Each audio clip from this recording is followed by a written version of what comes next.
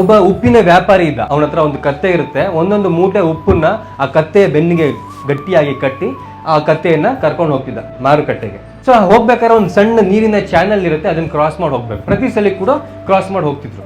ಒಂದು ದಿವಸ ಆ ಕತ್ತೆ ಬೈ ಮಿಸ್ಟೇಕ್ ಆಗಿ ಆ ಚಾನಲ್ ಅಲ್ಲಿ ಬಿದ್ಬಿಡುತ್ತೆ ನೀರಲ್ಲಿ. ಸೊ ಅವಾಗ ಏನಾಗುತ್ತೆ, ಆ ಉಪ್ಪು ಒಂದಷ್ಟು ಕರಗುತ್ತೆ. ಆ ಕತ್ತೆಗೆ ಆ ತೂಕ ಕಡಿಮೆ ಆದಂತ ಫೀಲಿಂಗ್ ಅನ್ಸುತ್ತೆ. ಸೊ ಅವತ್ತಿನಿಂದ ಆ ಕತ್ತೆ ಏನ್ ಮಾಡುತ್ತೆ, ದಿನ ಹೋಗ್ಬೇಕಾದ್ರೂ ಕೂಡ ಬೇಕು ಅಂತ ಅದ್ರಲ್ಲಿ ಬೀಳಕ್ ಶುರು ಮಾಡುತ್ತೆ, ತೂಕ ಕಡಿಮೆ ಆಗುತ್ತಲ್ಲ ಅಂತ.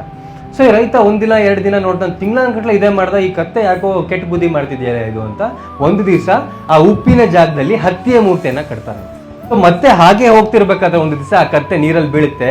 ಬಿದ್ದಾಗ ಏನಾಗುತ್ತೆ, ಅದರ ಭಾರ ಹೆಚ್ಚಾಗುತ್ತೆ. ಅಯ್ಯೋ, ಆ ಕತ್ತೆ ಬೆನ್ನು ಮೂಳೆ ಮುರಿದೋಗ್ಬಿಡ್ಬೇಕು, ಅಷ್ಟು ಭಾರ ಆಗುತ್ತೆ. ಅವತ್ತಿಂದ ಆ ಕತ್ತೆಗೆ ಬುದ್ಧಿ ಬರುತ್ತೆ, ಅಯ್ಯೋ ಕೆಟ್ಟ ಬುದ್ಧಿ ಮಾಡಬಾರ್ದು, ಇದಕ್ಕಿಂತ ಉಪ್ಪೇ ಪರವಾಗಿಲ್ಲ ಅಂತ ಹೇಳಿ ಅವತ್ತಿಂದ ನೆಟ್ಟಿಗೆ ಹೋಗುತ್ತಂತೆ. ಸೊ ಕೆಲಸ ಮಾಡುವಂತಹ ಒಂದು ಸ್ಥಳಗಳಲ್ಲಿ ಕೆಟ್ಟ ಬುದ್ಧಿ ಮಾಡಬಾರ್ದು, ಮೈಗಳತನ ಮಾಡಬಾರ್ದು ಯಾವತ್ತು. ಬಿಕಾಸ್ ಆ ಸಂಸ್ಥೆ ಅವನು ಏನೇ ಕಷ್ಟ ಕೊಡ್ತಿರ್ಬೋದು ಕತ್ತೆಗೆ, ದಿನ ಊಟ ಹಾಕ್ತಿದ್ದಾನ, ಘಾಸಿ ಮಾಡದೇ ಇರೋ ಥರ ನೋಡ್ಕೋತಿದ್ದಾನ.